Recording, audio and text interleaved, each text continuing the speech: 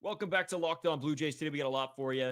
We got some Addison Barger interview reactions, plus Justin Turner did his media day, so we'll go over that as well. You are Locked On Blue Jays, your daily Toronto Blue Jays podcast. Part of the Locked On Podcast Network, your team every day. Welcome back to Locked On Blue Jays. Thank you guys for making Locked On Blue Jays your first listen every day. We are free and available wherever you get your podcasts and on YouTube.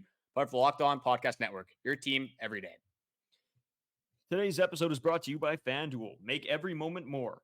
New customers, join today and you'll get $200 in bonus bets if your first bet of $5 or more wins. Visit FanDuel.com/lockedon to get started.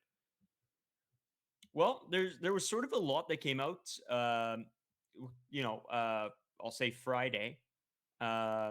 We had Addison Barger do an interview, as well as Justin Turner's media availability, I guess, from signing. He did. So I really do want to start with this, just some quick what Addison Barger said. I'll get your reaction because I sort of found it interesting. It wasn't anything like mind blowing, but it was interesting to say the least. So what he did say was he was asked what he thinks some of the Blue Jays issues were last year. He says he's going to focus more on his game, but he says, I didn't hit the ball. Didn't hit the ball into the air enough. I hit the ball into the ground quite often. And I also noticed that Vladdy was doing the same thing, hitting a lot of the top of the ball. Otherwise, those hard hit balls are home runs. So, I mean, I think that's a great observation. That was a lot of this Blue Jays issue was just getting on top of the ball. They were hitting it hard. Like you went and looked at hard hit ball percentage, and it was great. But a lot of those were buried into the dirt. Yeah, you see Vladdy being, I think it was top 10 in hard hit percentage last year. And it's the same thing. It's just he's hammering the ball into the ground, as you saw with a lot of other Blue Jays players, especially when there was runners on. It felt like every single time there was bases loaded and either Vladdy or George Springer would come up, it was like an automatic double play. We were calling Vladdy the double play merchant at a few times last season. George Springer again. It was so frustrating because you would think they'd score 1 or 2 runs and you were like, hey, this is finally really going to blow it open. And then that double play ball would come and it would just ruin our hopes and dreams for that baseball game. And that's just a thing that we've kind of saw with this Jays team throughout the entire year. You got to get the ball in the air. They don't pay you the big bucks to hit ground balls. They pay you the big bucks to hit home runs, hit doubles, extra base hits. Yeah, there's always one clip that stands out to me, and it's when Josh Donaldson was on with MLB Network talking about swing path, and these kids, not coaches telling these kids to, swing down at the ball, swing across, and Josh Donaldson's pretty much said, he's like, you're going to go nowhere if you swing like that. No, he said, if your coach tells you to get on top of the ball, tell him no. Yeah. And, one of my favorite clips ever, just because he's right? Because even when I played, like coaches always told me swing across. Oh yeah, you were a huge power hitter, obviously, right? Well, no, but I was the hit a single, hit a double, and then hopefully somebody behind you can drive you in. But yeah, it's sort of crazy, right? And now we're seeing that so much with this baseball team that it's going to be great to hopefully have them bounce back and realize. I mean, even like we keep talking about Vladdy working on his swing and his stance, and maybe that's something that'll affect that, right? Getting that a little bit more upward trajectory on that swing path. Yeah, a lot of Blue Jays fans were talking about it. It's all about the launch angle. If you have that perfect launch angle, there's a few degrees where it's like they call it the sweet spot for launch angles, and that's when you have the best chance of hitting the ball out of the yard. And that's what the Blue Jays lacked last year. They didn't have a home run hitter over 26 home runs. A few guys around 20, but again, like you look at all these good playoff teams, the Rangers, they had 3-4 guys hitting over 30 home runs. I know Marcus Semien was around there. Adolis Garcia, great year. That's what you need. When it comes down to the playoffs, it's tough to get these huge rallies going. It usually just comes down to the one big hit. And you've seen it with the Jays. They haven't gotten the big home run balls, and they haven't won any playoff games. Yeah, and I mean, going off of the next thing he sort of went into was he really hammered home that it's not a coaching issue. He says, when we get to this level of baseball, most guys know what they're doing wrong, what they're doing right, and how to fix it. He says that us hitting on top of the baseball, that's all mental. That's a swing path thing. And he completely went out and addressed that. So I think he's trying to take some of the heat off. I think he knows, and I think a lot of the team knows that John Schneider got a lot of hate over this last bit. I mean, we weren't the best to him either, but Um, is he right in that situation? Is this not at all a coaching thing? This is just player. Like, what are your thoughts? Yeah, when you've been playing baseball your entire lives, I think if you are able to get in the major leagues, you're obviously going to be pretty good at it. And at that point, they're just kind of giving you guidelines. They're probably just watching you. They're like, hey, this is what I noticed. But at the end of the day, it is on the hitter. You've been playing baseball your entire life, like I said. You've got to be able to make these adjustments when you're going through hot and cold streaks. That's just also part of the game. You're not going to be hitting your best baseball all throughout the year. Sometimes you're just going to have to battle through. You're not going to come with your best stuff. But as a coach, you do kind of have to get on your guys, right? If somebody is going through a slump, you got to kind of talk to them, be like, hey, like I'm noticing this, noticing that. Because other than that, if you're not going to say anything to your players as a coach, why are you even there? Yeah, I 100% agree with you. I don't think it's necessarily just like not a coaching thing at all, but I also don't think it's completely on the coaches either, right? I think this is sort of a little bit of two-way street in the sense that the players have to take responsibility for what they're doing, but also, if the coaches are noticing things and should be watching to notice things, that they are comfortable enough and understanding enough to be able to go and talk to those players and tell them what they're seeing. Oh, absolutely. And one player that also could probably help with that knowledge that he had been in the league for a long time, a lot of playoff runs, is Justin Turner.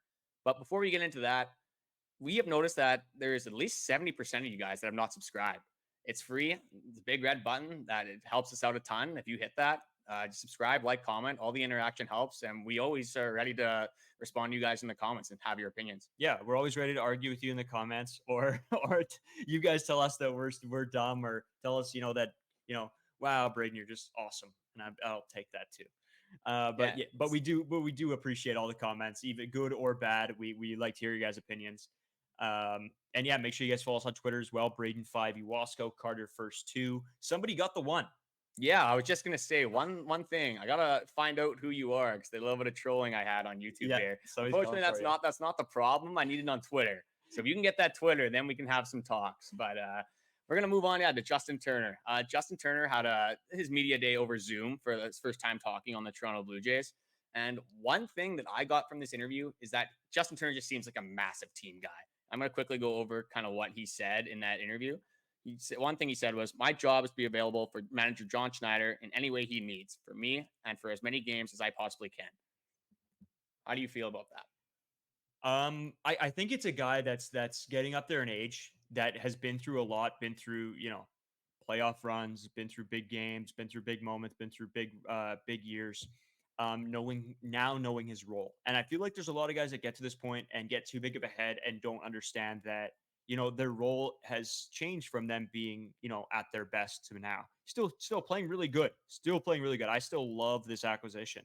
But it's great as well that he is already talking about knowing his role in this team. And yeah, hopefully, I mean, the biggest thing is hopefully he can help these guys, get back to their peak performance a little bit too. Yeah, he made a comment on how he was with the Dodgers for an extended period of time. And last year in Boston was his first time kind of just having to introduce himself to new players. So another thing he said was it was his first year walking into a new clubhouse for a long time. He played with the Dodgers for a long, long time, won a World Series in 2020. But then he also goes on to say, so the back of the card stuff is there, obviously. That doesn't mean you got to just walk into the room and have people respect you because you did some cool things in the past. And I think that was a really good thing to say because Justin Turner, he knows that on the MLB level, like all these guys are playing for the same thing, right? Doesn't matter what you did last year, 5 years ago, whether you won 8 World Series or none. Doesn't matter how successful you were. It matters about right now and this coming up season. And Justin Turner could have a huge impact on this team, not only with the bat and like filling in for some of these guys. Like he said he was open to playing third base. If he has to just play first base and spell Vladdy, is what he said in his interview as well. He'll be ready for that. So it's going to be interesting to see kind of where John Schneider plays him. And it's cool to see that he is open for anything on this Blue Jays team. Yeah, this is the thing with some of these veteran players, right? Is in their almost, I don't want to say era of baseball because he's still here, he's still working, but when he was in his prime, that sort of era of baseball was a lot different. And I think every 5 to 10 years you can see a little bit of an attitude change if it is towards a little bit stronger, competitive, take this seriously, to the little bit more fun that these players are able to have now. I think Justin Turner has rolled with the changes to the league very well. And I think he's going to be almost a really good mix of, being serious, knowing when to be serious, knowing when to make changes, knowing when to talk to guys, to then knowing how to have fun. He seems like a guy that also is willing to go out there and have a good time, play baseball, as like he did as a kid, right? It's always fun when you can tell that major leaguers are having fun out on the diamond. But at the same time, you do need to know when to dial in and be serious about baseball. And Justin Turner caught what we kind of have been saying on this podcast for a long time. And it was about consistency and getting hot at the right time. He goes on to say, you've got to get hot at the right time. You have to have everyone pulling their right strings. If you want to win a World Series, you're going to have to swallow some pride and do whatever it takes. So he has been through it before. And it's just one of those things. Maybe there is a little bit of luck involved. It's tough to just predict where you're going to get hot and where you aren't. And that's why the standings don't really matter in Major League Baseball. Obviously, it is nice to get that bye, but you see the Rangers, they get hot at the right time and they just kind of blew by everyone. Obviously, there was a few close games in there, but when you have that big of an offensive juggernaut, it doesn't really matter how bad your pitching is when you're scoring 7-8 runs a game. Yeah. And I mean, we talk about this, right? How a lot of the playoffs is you make it into the playoffs and anything can happen, right? Full reset, right? Yeah. And Justin Turner knows this better than anybody. And I think that what he said there was the, like, what he said in this interview, in this availability, was almost exactly everything that I wanted to hear, and touched on almost everything that we've been talking about over the past 3 weeks or 2 weeks or however long we've been going with this podcast. But he seems like almost, we talked about the locker room edition, what guy would fit right. This almost feels like and you know what? A lot of guys can come out and say stuff, but the way he's joking around, the way he's making his points, and the way what he's touching on makes me fully believe that this was a great locker room move for this year. Oh, and you look at this locker room already, and you can see how close knit this group of guys is. And that's a huge thing on the baseball team, or on the Blue Jays baseball team, especially any baseball team, rather that. You got to have your guys back, and you got to know when you're out there that you guys are playing for each other. And it's not just the stats that you're going to put up that year. Yeah. And like you said, the Jays are going to have to make some sacrifices, whether that's sacrificing a little bit of fun to be more serious and pull your weight, or if that's maybe some guys playing positions they're not typically used to playing. I know Davis Schneider has been rumored to kind of be platooning in left field, and he's seen that with open arms. And the one thing in this interview that just made me realize that Justin Turner is just a guy's guy, and he's going to be a great fit for this Jays locker room and fit along with all these other great locker room guys like Kevin Kiermaier, George Springer, all these positive guys. He goes on and he says, I get asked all the time what my favorite position is in baseball, and it's literally being in the lineup. I do not care where I'm playing. So, and that's the thing, right? He doesn't care if you want to throw him at catcher, he'd probably embrace that with open arms. So it's just cool to see a guy that would sacrifice pretty much anything just to have his team be successful. You know what? That's what I love about some of these guys, right? Is they just love the game, right? I know that, like, this goes back to, like, you listening. Think about like your slow pitch team, right? Imagine not playing slow pitch in the summer or something, and then just like coming back after 2 or 3 years and remembering how fun it is, right? Is like this totally reminds me of a guy who just absolutely loves the game, and as long as he can be out there, with his guys, with his team, working hard, fighting for wins. This is exactly what I wanted to hear from him, and he nailed it 100%. Yeah, you can't teach heart in baseball, and Justin Turner still has the heart at 39 years old. I know people are using that against him, but I think the Jays need a veteran presence in this locker room, and a guy that's done it before. Obviously, they had George Springer. They had Brandon Belt last year. A little bit more of a jokester, though. I mean, some of his interviews, he was kind of funny. He said, I'm pretty much playing for free for you guys this year, even though he was making $9 million. Especially some of the guys that were coming from the minor leagues are like, what the heck? Like, no, you're definitely not playing for free. I'd love to be playing for $9 million per year. But yeah, that's going to take us into our next segment here. The Baltimore Orioles, we talked about, has some new management. And now, unfortunately, they're already making moves. And we're going to cover that in our second segment. Well, ladies and gentlemen, it's Super Bowl weekend. Well, Super Bowl week, at least leading up to the Super Bowl. Getting close. You're getting a little bit too excited right now. I'm fired up, right? And just like FanDuel, America's #1 sportsbook, I am ready to put down some bets. This weekend, this past weekend was NHL All-Star Game, Pro Bowl. I lost a lot of money. I need to come and get back into the winning mindset. Yeah, you almost had Austin Matthews in the Oh, accuracy shooting. Just oh. missed out on McDavid by, what was it, 0.2 Oh, seconds it or was something like brutal. that? Yeah. Oh, it's such a bad beat for you. And if you're like me, Super Bowl Sunday is all about scoring the best seat on the couch, grabbing your favorite football snacks, and placing some super bets. Some super bets will be placed. FanDuel has so many ways for you to end the season with a W or 2 or 3, or in my case, maybe 7. Not only can you bet on who will win the Super Bowl, but FanDuel also has bets for which players will score a touchdown, how many points will be scored. It's so much more. There's a ton of bets to go and make and look at. New customers join today, and you'll get $200 in bonus bets if your first bet of $5 or more wins. Just visit FanDuel.com/lockedon to sign up. That's FanDuel.com/lockedon. Make every moment more with FanDuel, an official sportsbook partner of the NFL. Well, the Orioles might just be a tank. Yeah, unfortunately, they have owners that actually kind of want to make moves and spend money and get rid of a little bit of that farm capital that they do have. So I'll get into the trade details here. Brewers ace and all-star pitcher Corbin Burnes is dealt to the Baltimore Orioles for 2 prospects. Yet they are great prospects, but when you have a million prospects in your system, doesn't really matter for you. And they give up DL Hall, who is a left-handed pitcher. He's been great so far, had great minor league credentials, and then Joey Ortiz as a shortstop. And again, if you're the Orioles, you have to love this move. You give up 2 prospects for one of the best pitchers in the league. A lot of people are saying the Orioles fleeced the Brewers, and I'm sort of in the middle. I think it was a fairly fair, like it was pretty close. Yeah, but I would definitely have to give it to the proven talent in the major leagues. That's exactly it. You take proven talent. I mean, the Canucks make the Lindholm move, and again, it's proven NHL talent. The Winnipeg Jets just made the Sean Monahan deal, again proven instead of for those draft picks. So it's the same sort of thing, right? Where it's in 5 years, 7 years, we'll be able to really know for sure who won this deal. But for right now, the Orioles are the winners. Well, and I think you could say if the Orioles end up winning a World Series with Corbin Burnes, then they are the winners no matter what. No question. It doesn't really matter if Joey Ortiz or DL Hall turn into Garrett Cole and Aaron Judge, for example. Yeah. Which there was, or Kevin Gausman and maybe Bichette is there you go. A better example for us. Yeah. But I mean, Corbin Burnes is a great pitcher. And Dean Kramer had a great year last year. Grayson Rodriguez. There's a lot of good guys on this Baltimore Orioles starting rotation. And it makes you think. Now, the Yankees trade for Juan Soto. The Rays, I mean, haven't really done much. They lost Tyler Glasnow and Wander Franco. Well, I mean, we're not going to talk about him too much.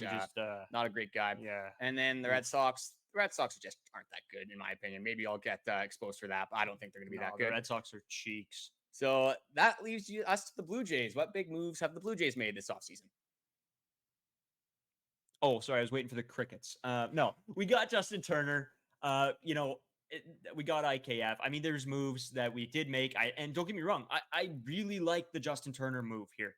The acquisition. I really am meh on IKF, but there hasn't been that standout trade that's like, oh my goodness, this is going to move the needle for me.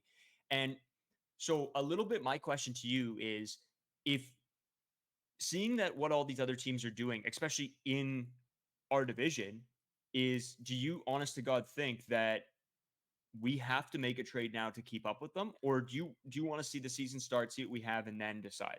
Yeah, I saw a funny tweet, actually. I can't remember the name. So if somehow you guys come across this, then feel free to give them credits for this. But it pretty much said that Ross Atkins is going to look at this transaction and stare at it for a few hours and be like, this Jays team is good enough. We don't have to do anything. We have enough talent. This Jays team is good. Where he may not be completely wrong, but I do want to see a bigger move this offseason. And for me, I know Cody Bellinger does come with a lot of risk, and you probably do have to overpay for him to come here. But I think that would have been a great move for the Jays this offseason. Now I don't know if it really fits because we have Kevin Kiermaier, Springer, and Daulton Varsho. So then you're going to have to kind of sit one of these guys pretty consistently. And I know Kevin Kiermaier isn't going to play every day, but at the same time, you don't want to leave him on the bench all the time for him to get cold and then kind of become useless because he's not playing enough. So now this puts the Jays in an interesting situation where I don't really think they can get a whole lot better through free agency. I don't think Ross is necessarily looking at like a huge move in free agency. I think if anything, it'd just be like a role player for the outfield. But yes, I do think the Jays should be looking into trades.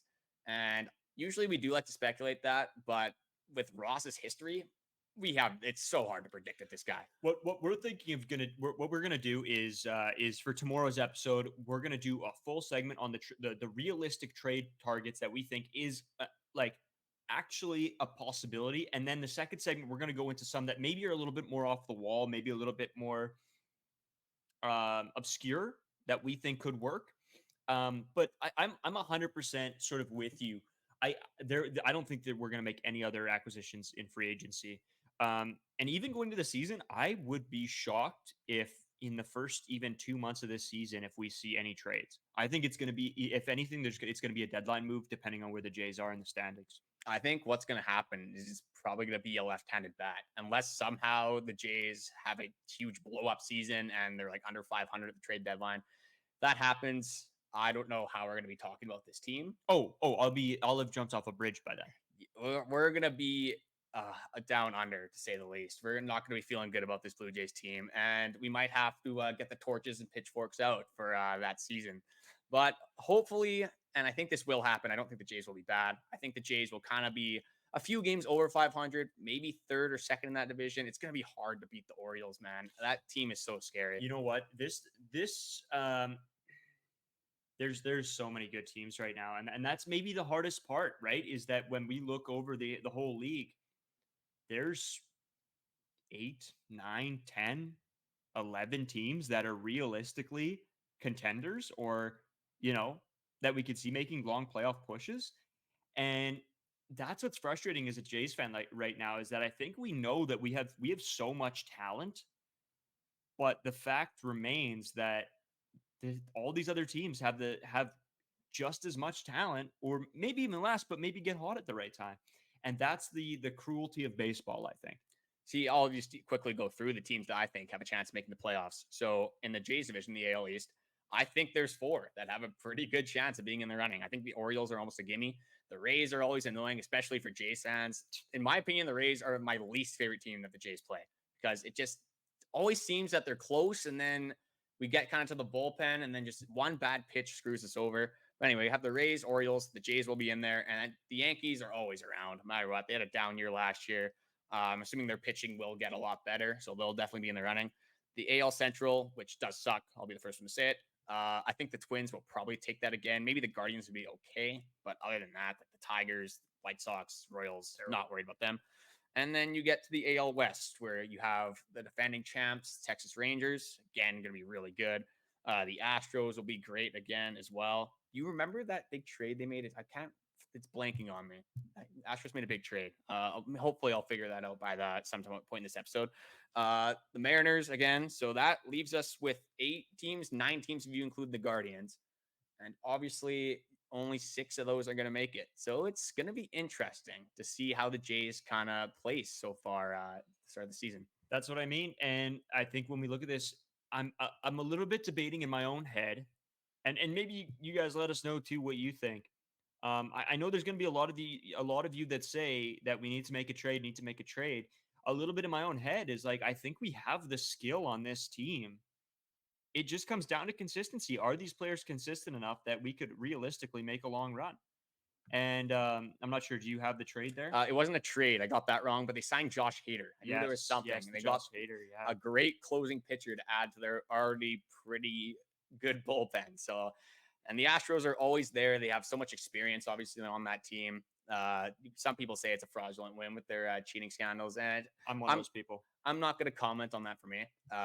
I would probably, if I had to say, I would probably say that they're cheaters as well, just because screw the Astros. Yeah. But yeah, I mean, there's a lot of good teams in this AL, and especially in the AL East. So the Jays are going to have to almost match the move, I think, with the Orioles and Yankees here if they want to be favored in this division. So you're on the side of there has to be a move?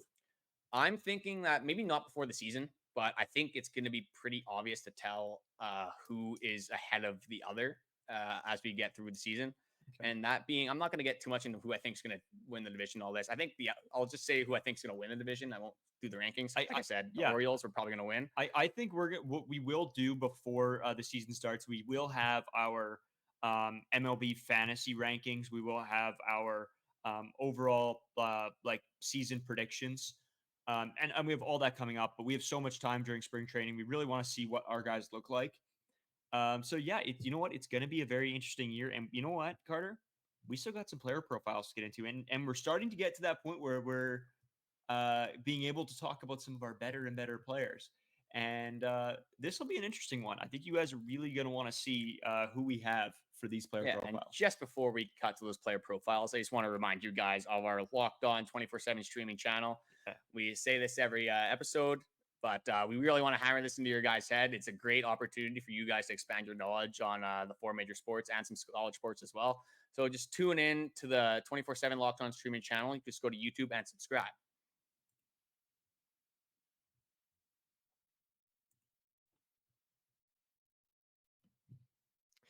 All right. So back to the player profiles.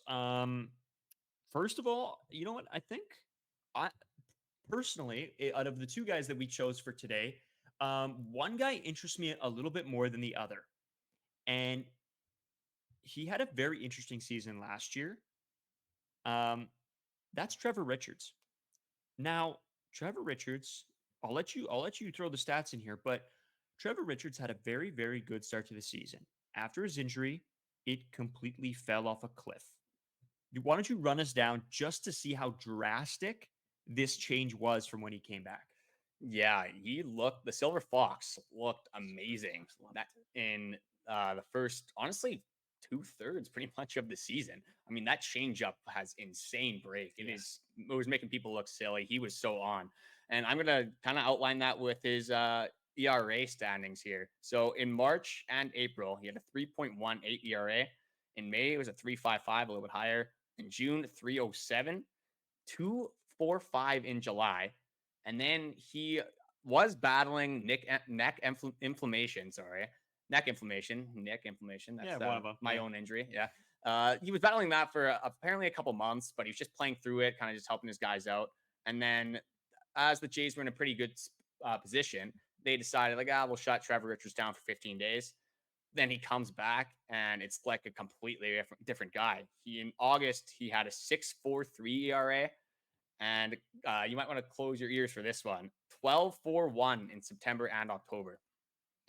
Yeah, and I mean it's such a drastic change. Now I'll give you the entire year stats because this doesn't paint the best picture, and that's why we wanted to give you those stats as well, because this doesn't paint you an overall picture of Trevor Richards' season. So he had a 4.95 ERA over the entire season, 72 and 2/3 innings pitched, 40 earned runs, 13 home runs given up, 35 walks, and 105 strikeouts. Now that's not horrible. It's not good, but it's the biggest thing we want to point out is how drastic of a change it was from that injury timeline. Now, my question to you is, do you think that he gets back to how he was at the beginning of the season, or do you think he's going to continue to struggle? I think that I don't want to say this, but I think I have to. I think it was a little bit of a fluke, unfortunately. I agree. His changeup is disgusting. That's not an understatement at all. His changeup has always been good, and I'll go into that as well. His changeup batting average was a 1.65. He had 78 strikeouts, and he threw it 56.6% of the time. Obviously, if he has kind of a mistake pitch on that changeup, it does get taken for a ride if he doesn't get the right the grip and the follow through on it. And it only had 9 home runs. Not horrible. I mean, it is what it is. But that fastball, the average is 330 off that fastball. Threw it 43.4% of the time, 27 Ks. The problem with Trevor Richards, I think, is that even with his good changeup, he only has 2 pitches. Yeah. So it's either like you can kind of just sit on the changeup, and his fastball's not that good. It kind of sits low 90s. And he used to have another pitch, but then he just wasn't very effective with it. I think it was a slider or a curveball. I'm not 100% sure on that. But he obviously wasn't very good. Cut it out. Slows the changeup a lot and did not have a lot of success when he came back from that injury. Yeah, and this is the problem with two pitchers, right? Especially when it is just that fastball and that changeup. It's pretty easy to read for these guys, right? These guys aren't rookies. These guys have been in the league a long time and can read those pitches. So Trevor Richards, I'm 100% with you. I think it was a bit of a fluke to start of the season. I don't know if he'll necessarily be as bad as he was in the back half of that year, but I think that we can expect not a great deal from him this year. Well, the thing is with Trevor Richards, sorry to cut you off there, No. we're not really expecting him to be like our late inning guy, right? No. His bullpen is so deep that we can get away with putting Trevor Richards in low leverage, fifth, sixth inning, and he's going to be fine. Like, you're not going to have to complain too much if you're throwing him in low leverage. No, exactly. And we don't want to point it out like he's going to be like the worst player of all time either. He's going to be probably fine, right? Which is great. He fits his role, right? And I think if guys know their role and they're happy with that and they can go in and do what they need to do, that's what we need, right? Consistency. If he can be consistent and we don't need to have these spikes and drops and whatever, then I'm pretty happy with what we are going to get from Trevor Richards, I think, this year. I do want to move in here to our next player, and that's IKF. I'll give you his season stats: 113 games played, 6 home runs, 37 RBI, 70 strikeouts, a batting average of 242, and a slugging percentage of 340. Doesn't really move the needle for me, but we knew what we were getting with IKF, right? Yeah, you get IKF and you're not expecting his offensive stats to blow you away. This is a defensive move. And I think the way we've been talking about this before, he's probably going to start the season at third base. We're hoping for David Schneider on this podcast, but IKF has earned it. He's shown it with his career. Like we say, he's proved it already. David Schneider, not as proven. So having IKF defensively at third base is pretty good, actually. He's a great defender. He can play pretty much all over the diamond. A pretty average arm. He makes the easy plays, and that's what you need. He makes the sure plays. Maybe not going to make a bunch of diving catches, spectacular plays, but he's going to get the job done. So if he can just kind of be that defensive player and hit in that 8th spot, I'm going to be okay with that. Yeah, he's not going to be the flashy guy, right? But you don't really need him to be. You need him to be just sort of locked down on the plays that need to be made, and don't make a ton of mistakes. And that's exactly what he is. And when we picked him up and when the acquisition was made, we knew exactly what we were getting, right? So there should be no real complaints, I don't think, because we have David Schneider for the bats when we need it, and we have a couple other guys that hopefully will get more playing time. But overall, the IKF as a player, it is what it is. Honestly, that's where I'm at with him. I don't know what to expect. Maybe he'll blow us away, but right now I'm sort of at, okay, we got him. What are we going to do with him? Yeah, I mean, career 260 hitter. If you have to rely on your 8th hitter in the batting order to score all of your runs, you're probably in a bad spot to begin with. Yeah. We say this all the time. You need your top 5 guys, especially those middle 2, 3, 4 to get on base, to be driving in those runs. Obviously, it'd be nice if IKF could get on base and maybe start those rallies for our big boys at the top of the order. But at the same time, IKF is there for defense. Kevin Kiermaier is that guy that will be hitting 9th and kind of turning over the order. So if you can get IKF, I know he hit 242, I believe it was last year, you said. If you can hit 250, even if it is 240, I think you can't really be mad about that. Like you said, the expectations aren't crazy high. Just kind of a role player for this Blue Jays team. Yeah. And you know what? Before we get sort of continuing here, we just want to mention that you guys make sure you guys tune into that 24/7 streaming channel. There is tons of stuff going on right now and just in the sports world in general, with the Super Bowl coming up, the NHL sort of getting into the back half of the season here. So go and make sure you guys check out all of that channel, 24/7 sports streaming service, Locked On. And yeah. I got one more thing to throw in here that we forgot to mention at the start of the episode. Okay. It's back to Alek Manoah quickly.